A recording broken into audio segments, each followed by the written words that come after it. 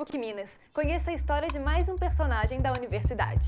Posse de diretores das faculdades e institutos movimentam o campus da PUC Minas.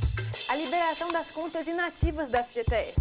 Daqui a pouco você pode esclarecer todas as dúvidas sobre o assunto. E ainda vamos mostrar as habilidades que podem ser desenvolvidas com o jogo de xadrez. Você também confere outros destaques dessa terça-feira, 21 de fevereiro. Está no ar o Espaço PUC, você por dentro do que acontece na universidade.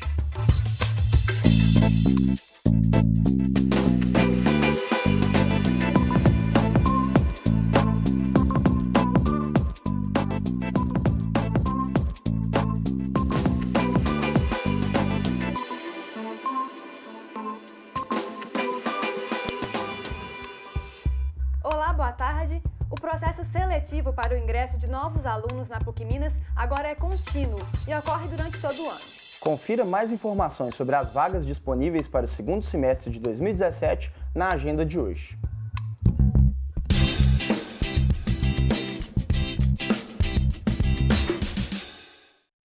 Atenção, estudantes! A PUC Minas recebe inscrições para a primeira oferta do processo seletivo contínuo para graduação, graduação tecnológica e à distância. As aulas começam no segundo semestre deste ano.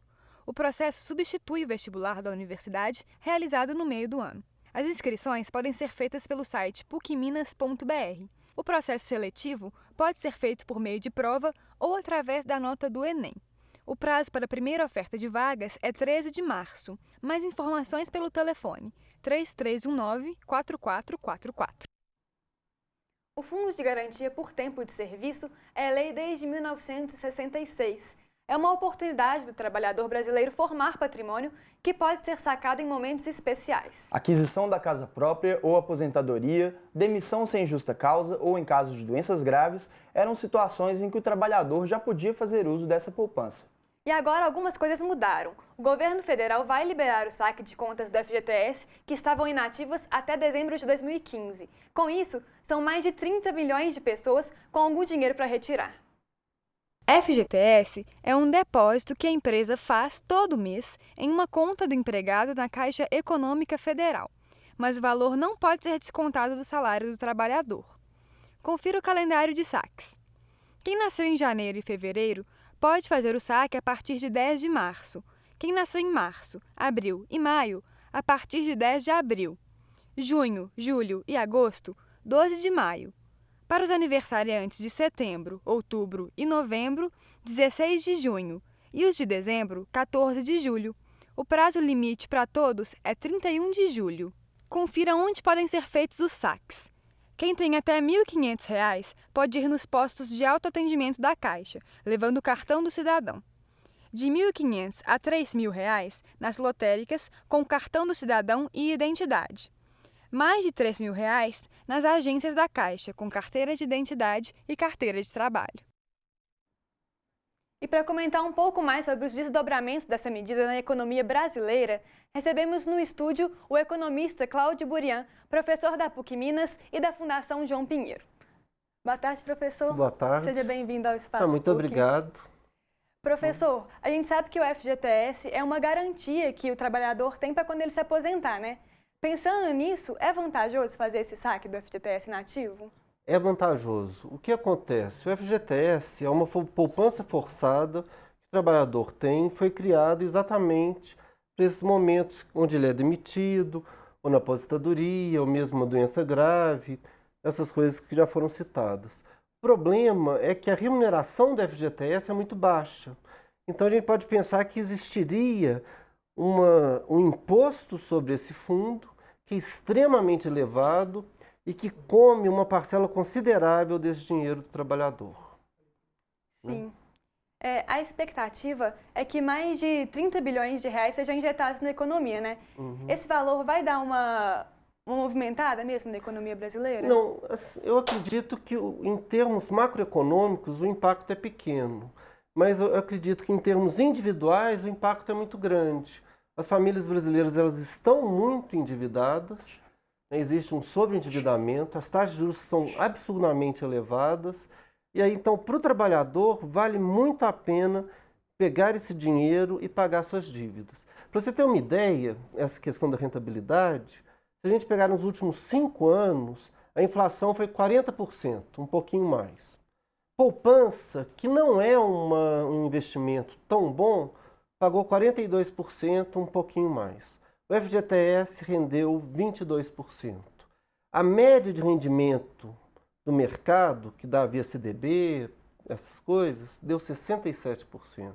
Então, 22 contra 40. Se eu considerar 22 contra 67, aí é até covardia, né? Sim, professor. O dinheiro parado do FGTS, ele deveria ser usado para programas habitacionais, né? Com essa retirada do FGTS inativo, pode ter algum impacto nesse sentido? Eu acredito que é relativamente baixo. Por quê? A gente está num momento que a gente tem uma sobreoferta de habitações no mercado. Eu acredito que a demanda por habitações novas é baixa. As famílias estão sobreendividadas, então ninguém vai se endividar mais para comprar apartamento. E falta transparência. Se esse dinheiro fosse efetivamente aplicado integralmente em habitações, eventualmente sim, mas a gente, na verdade, não sabe muito bem isso. Não existe nenhuma transparência nesses fundos. Sim. E o senhor acredita que é válido o trabalhador retirar esse dinheiro para quitar dívidas, por exemplo? Com certeza, é exatamente igual eu estou falando. Você tem um dinheiro que está parado, que rende muito pouco, e você tem uma dívida que está com uma taxa de juros absurda. Então pega e paga essa dívida. É uma coisa interessante, né? Vamos pegar o caso individual. O que ele tem que fazer? Primeiro ele tem que elencar as dívidas que ele tem e identificar quais dívidas têm taxas de juros maiores. Um exemplo gritante, cheque especial, 15% ao mês. Você tem que correr e quitar essa dívida. Você não pode ficar com essa dívida. Agora, um lembrete que é muito importante. Na situação atual, nesse sobreendividamento, você tem uma série de pessoas que não estão pagando dívidas. Tente renegociar o montante a ser pago. E mais ainda, tente renegociar sem falar para o banco que você vai ganhar o dinheiro do FGTS. Né? Para exatamente o banco, a gente tem alguma notícia, os bancos começam a endurecer a renegociação, sabendo que as pessoas estão pegando esse dinheiro no FGTS para renegociar, para diminuir menos a dívida. Né? O senhor citou as dívidas, por exemplo, do cheque especial, né, que tem juros altíssimos. Isso é um exemplo absurdo, mas as dívidas normais é 2, 3, 4% ao mês. É muito alto essa taxa. Sim. E no caso dessas dívidas que são mais estáveis, como por exemplo o financiamento da casa própria, o senhor acha que é aconselhável também o trabalhador retirar o dinheiro para abater nessa dívida? É aconselhável, com certeza, porque o rendimento do FGTS é muito baixo. Mas, de novo, renegocia. Você fala assim, olha, eu estou em um montante qualquer para abater a dívida, eu quero saber quanto que eu posso abater. Se for simplesmente o valor nominal, você investe o dinheiro e vai pagando normalmente as suas prestações. Então o conselho é esse, né? Qualquer tipo de dívida, abater com o dinheiro da FGTS. Agora, você tem, né? Eu vou antecipar o pagamento, né, de 1 ano, de 11 meses, de 10 meses, né, que eu faria. Eu tenho que ter um abatimento nesse pagamento. Se eu não tenho, investe o dinheiro e daqui a 11 meses você tira o dinheiro investido e paga. O dinheiro vai estar maior, né, você ganhou dinheiro. Né? E qual que é a melhor aplicação para o trabalhador investir esse dinheiro? Atualmente, eu recomendo fortemente o Tesouro Direto. O que é o Tesouro Direto? Qualquer pessoa física ela pode comprar títulos do governo brasileiro diretamente do Tesouro Nacional. É muito fácil fazer essa compra. No sítio da internet do Tesouro Nacional, você tem toda a explicação para como você faz isso. Os valores iniciais são muito baixos, se não me engano é R$100, então é acessível a todo mundo. Você tem vídeos explicativos, é muito fácil, tem o passo a passo e você consegue uma taxa de rentabilidade muito alta. Mais ainda, a taxa de juros tende a cair, mas você consegue contratar alguns títulos com a taxa de juro atual até, por exemplo, 2020, 2023, né, prazos mais longos. Então, é excelente negócio. E tem alguma liquidez que é mais imediata? Os títulos do Tesouro Direto, eles são líquidos. Você pode descontá-los, né, agora eu estou em dúvida se você pede para vender os títulos, se vai ganhar 2 dias úteis depois ou 3 dias úteis, né? Mas é praticamente imediato, né? Então, Sim. 2, 3 dias no máximo. Sim. Professor, uma outra situação que pode gerar dúvida é quando o trabalhador tem várias contas inativas, né? Ele pode tirar o dinheiro Pode de tirar todos? todas. Todas as contas inativas até 2015. Agora, uma questão importante. O prazo, isso não é uma mudança permanente no FGTS. O prazo termina em julho. Então, se você deixar para depois, você não vai conseguir tirar esse dinheiro, né? Então, é importante você já ficar atento ao calendário, o programa já falou o calendário, né? E ir na data correta retirar seu dinheiro. Independente das contas inativas, não contas ativas, você pode tirar, dependente do número dessas contas inativas. Sim. Professor, alguns bancos eles têm oferecido esse dinheiro do FGTS antes do calendário previsto, né? O senhor aconselha as pessoas negociarem isso antes? Eu acho que cada caso é um caso. A princípio, eu não aconselharia exatamente porque as taxas de juros estão muito altas. Então, na verdade, isso é um empréstimo. O banco vai te dar um empréstimo, vamos supor que eu ia tirar esse dinheiro, eu não tenho conta inativa de FGTS para tirar, infelizmente, né? Mas vamos supor que eu fosse tirar esse dinheiro em junho. Aí eu recebo agora o dinheiro do banco, isso é um empréstimo, eu estou pegando emprestado esse dinheiro do banco, e o banco, quando o dinheiro sair em junho, esse dinheiro vai para o banco. Então, na verdade, existe uma taxa de juros aí. Então, você tem que calcular qual é a taxa de juros efetiva que o banco está te cobrando. Eu acredito que a taxa é alta. Sim. Então, é a vida, né? Eu acho que não vale a pena. Mas vamos supor uma situação onde você está com uma dívida que paga uma taxa de juros, eu vou supor aqui um número qualquer, 4% ao mês. E seu banco está propondo uma antecipação e está cobrando uma taxa de juros de 3% ao mês. Aí vale a pena. Sim. É tudo comparação dessas taxas de juros nesses diversos investimentos e dívidas. Professor, e para a gente encerrar, qual que é a dica que o senhor deixa para esses trabalhadores que têm dinheiro para ser sacado? Tesouro direto. Saca o dinheiro e aplica no tesouro direto. Mais ainda, vamos supor assim, olha, eu não quero ter um dinheiro que seja líquido na minha mão, que eu vou acabar gastando, eu quero garantir que esse dinheiro esteja na minha mão, por exemplo, em 2020. Compre um título para 2020, Tesouro Direto, você vai ter uma excelente remuneração, ajuda o país, você está comprando diretamente esses títulos do governo sem intermediários, né? Então você está emprestando seu dinheiro para o país, você vai ter uma excelente remuneração e aí em 2020 você tem acesso a esse dinheiro, né? Na verdade, existe uma liquidez, você pode antecipar esse título, mas você pode comprar e deixar lá. Certo. Né? Professor, Tudo muito bem? obrigada pela sua participação. Tenho certeza que todo mundo ficou mais esclarecido com essa questão. Assim espero, com certeza. Seja sempre bem-vindo ao Espaço PUC. Muito obrigado. Nós vamos agora para um rápido intervalo. No próximo bloco, vamos falar sobre o xadrez e suas possibilidades educativas. Mas antes disso, você fica com mais uma hashtag na PUC Minas. Conheça a história de Nakli Safar, estudante de Direito da universidade.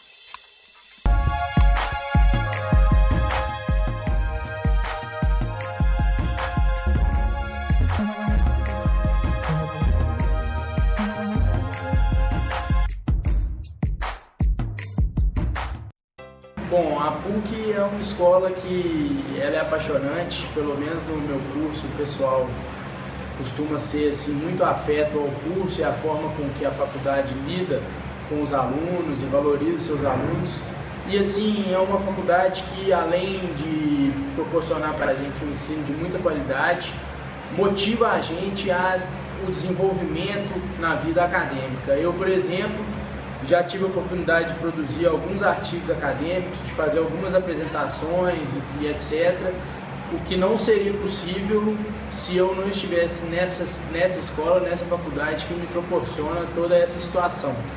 Eu já desenvolvi uma pesquisa, eu fui monitor e na monitoria existe um projeto que já vem de algum tempo, em que os alunos, os monitores, desenvolvem artigos acadêmicos juntamente com os professores orientadores. Já publiquei em sites da monitoria e o mais recente foi um artigo que eu escrevi e enviei para um congresso de processo lá em Santa Catarina, fui aprovado e tive a oportunidade de fazer uma apresentação no Congresso Catarinense de Processo Civil.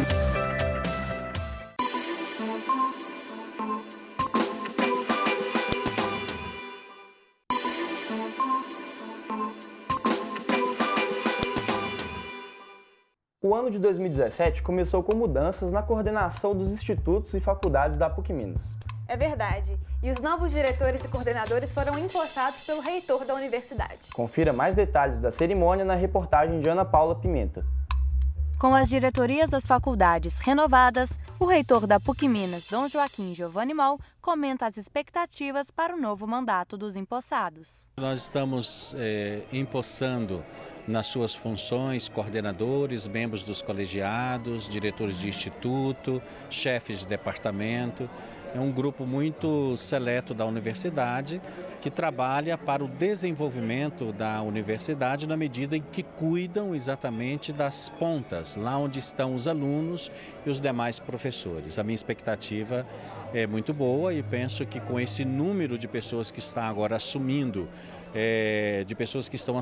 essas funções, a universidade vai caminhar melhor. A nova chefe de departamento da Faculdade de Comunicação e Artes comemora a nomeação, mas também destaca os desafios. Para mim é um motivo de muita honra, de muito orgulho, fazer parte da Faculdade de Comunicação e Artes, ainda mais nesse momento que ela completa 45 anos. Então, a gente tem uma história de muita luta, de muitas conquistas, de muitas vitórias. E eu sei que é um desafio muito grande, eu acho que é uma responsabilidade muito grande assumir a chefia de departamento da FCA, mas eu acho que o corpo docente, os nossos recursos humanos, os alunos, então eu acho que juntos a gente pode fazer um grande trabalho. Todos nós sabemos que o xadrez é um jogo que exige muita estratégia e raciocínio lógico, né, Isabela? É verdade, Érico. E esse esporte pode, inclusive, desenvolver nos praticantes uma série de habilidades cognitivas. O repórter Júlio César Puyatti acompanhou o trabalho interessante de um colégio sobre a modalidade, que tem mais de 600 anos de história.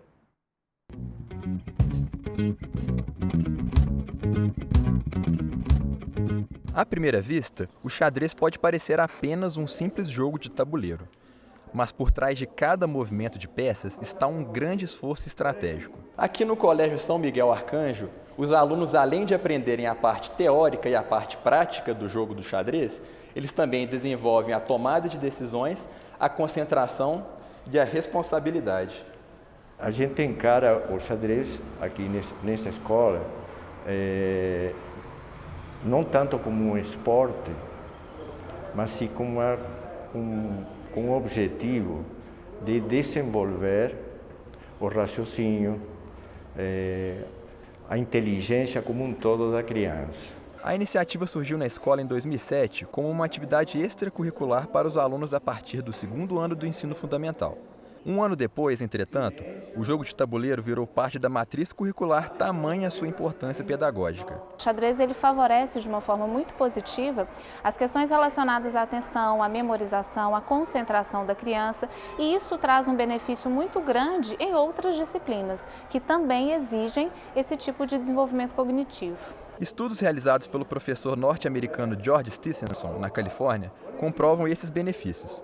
Após 20 dias lecionando xadrez para sua turma, Stephenson observou um aumento de 55% no rendimento acadêmico dos alunos. Os nossos professores, atrelado ao xadrez, eles percebem uma importância muito grande em sala de aula, diante da percepção que eles têm, dessa capacidade da criança de tomada de decisão, planejamento, o próprio desenvolvimento do raciocínio lógico-matemático. Então, uma vez que o professor consegue perceber dificuldades atreladas a esses processos, eles conseguem intervir de uma forma mais assertiva, de uma forma mais individualizada, dentro do processo de aprendizagem de um modo geral. Embora o xadrez não demande esforço físico, a sua capacidade de desenvolvimento mental é notável.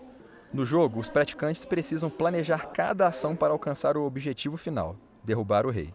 Você aprende novas jogadas e assim vai melhorando muito e muito no xadrez até ficar muito bom. Eu acho uma diversão, eu acho legal para se jogar.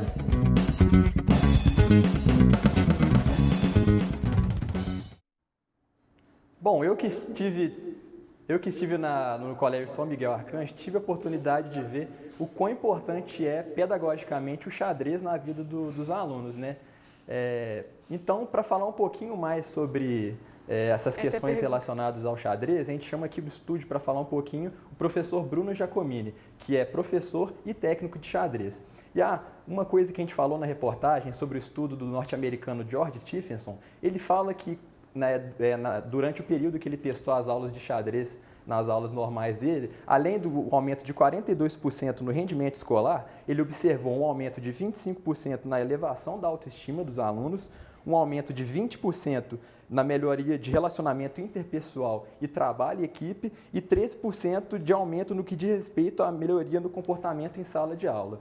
Então, aproveitando a deixa, eu gostaria de perguntar para o professor Bruno uma questão sobre o xadrez como esporte. Porque algumas pessoas relacionam o esporte em relação ao movimento corpóreo, ao esforço físico, à movimentação corporal. E o xadrez é um esporte que leva muito mais a capacidade de raciocínio das pessoas. Então, Bruno, por que o xadrez pode ser considerado um esporte? Boa tarde a todos, agradeço o convite.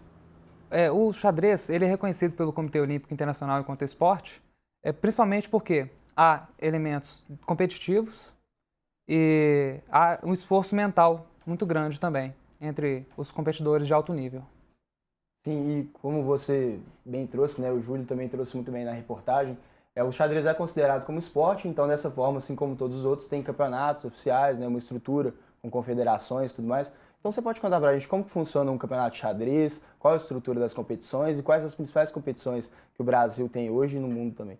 Sim, existem vários tipos de competições de xadrez, desde as mais amadoras quanto também as oficiais. Existem os campeonatos mundiais da modalidade em diversos estilos de tempo, blitz, que é até 10 minutos por jogador, rápido, acima de 10 minutos e abaixo de 60 minutos por jogador, ou clássico, que é o maior tempo, né, chamado pensado também, que é a partir de 1 hora por jogador, as partidas podem chegar até 6 horas. Só que tem essa questão, né? Você tem tanto o trabalho do raciocínio mais profundo, né, dessas partidas clássicas, né, mais pensadas, quanto também do blitz, relâmpago, né, com as partidas terminando em cerca de 10 a 15 minutos. Nas competições mais amadoras também existem esses mesmos estilos de jogo e também existem categorias de idade ou também divisão também entre gêneros masculino e feminino. E Bruno, você é o fundador do Clube de Xadrez de Contagem, né? Conta pra gente um pouquinho sobre o trabalho que vocês vêm realizando lá e desenvolvendo essas habilidades que o xadrez possibilita nos praticantes, né? Sim, é uma honra, né, ter podido participar dessa fundação, né? Foi uma diretoria com mais 5 pessoas também que foram movidos por essa causa, né? E atualmente tem uma outra gestão que também está cuidando muito bem do clube, né? E é justamente isso. Nossa missão é promover o xadrez em Contagem, região, também levando os benefícios para as pessoas. Lá existem campeonatos, né, torneios também nesses estilos de tempo, aulas também para iniciantes e também estudos e treinamentos para nível intermediário e avançado. E como talvez você poderia falar sobre maneiras que possam ser incentivadas para incentivar ainda mais a popularidade do esporte aqui na região, em Minas Gerais? Sim, o xadrez ele precisa de muito mais apoio político, então assim, mais apoio das prefeituras, dos estados, né, da nação em geral, e também mais apelo midiático, né, para que entre mais recursos financeiros para a modalidade. A partir daí, a gente consegue fazer mais ações e cada vez mais popularizar o xadrez. O que tenho visto ultimamente é que o xadrez tem se popularizado muito por causa das escolas. O xadrez escolar forma os cidadãos e eles começam a ter os filhos, sobrinhos, começam a incentivar e ensinar, e aí o xadrez vai se popularizando. Bom, professor, rapidamente para encerrar, então, qualquer pessoa pode praticar o xadrez ou existe alguma idade, limite, alguma coisa assim? Qualquer pessoa. Desde os mais jovens, a partir de 4, 5 anos de idade, até os mais idosos. Inclusive, o xadrez também é muito bom para a questão do Alzheimer, né, para a prevenção. E há vários estudos científicos comprovando isso. Então, qualquer um pode jogar, pode ter qualquer limitação física, ou até existem vários deficientes visuais que jogam também. Isso é muito bom e eu pude jogar já com vários e arbitrar torneios com vários deficientes visuais, físicos, enfim. E isso é uma grande possibilidade de inclusão, inclusive. E o Brasil tem sido ultimamente um país de destaque no xadrez, no cenário internacional? Olha, o Brasil ainda não alcançou isso, embora temos vários grandes mestres que vêm fazendo um esforço muito grande para isso, né? Nós somos representados nas Olimpíadas do xadrez, especificamente, né? E assim, nós temos alcançado colocações em torno de 30º lugar, né? Em meio a 160 federações em média. Então tem sido muito bom, mas pode melhorar muito, né? Com certeza. Pessoal, então nosso tempo está chegando ao fim. Gostaria de agradecer a sua presença aqui no Espaço PUC, parabenizar pelo trabalho que vocês vêm realizando lá no Clube de Xadrez de Contagem. Olha, muito obrigado, agradeço pelo convite. Valeu, até a próxima. O Espaço PUC fica por aqui. Tem alguma sugestão ou comentário? Envie para o nosso e-mail espaçopuc@pucminas.br. Amanhã a gente volta às 5 horas da tarde pela PUC TV e TV Horizonte. Obrigada pela companhia e até lá!